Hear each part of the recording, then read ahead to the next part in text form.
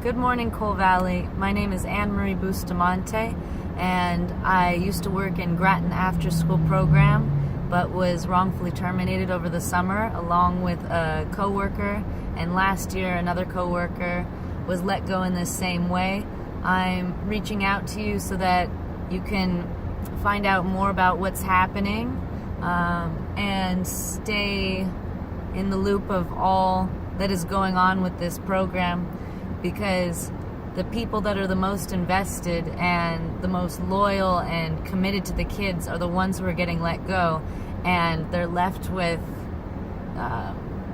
unmotivated, fearful, and pretty much uninvested staff. The turnover rate is ridiculous at this after-school program, and I just think it's so wrong for them to be getting rid of us without reason, without warning, when they can't fill our roles. So if you have any questions, please reach out to us. We have a website. We posted all our speeches. I have a 20-minute speech. When you have more time, you can listen to the entirety of what I experienced at GASP. So thank you for listening, and please stay involved and tell people and talk about it. This needs to change, and we need to have a better GASP. So thank you for listening.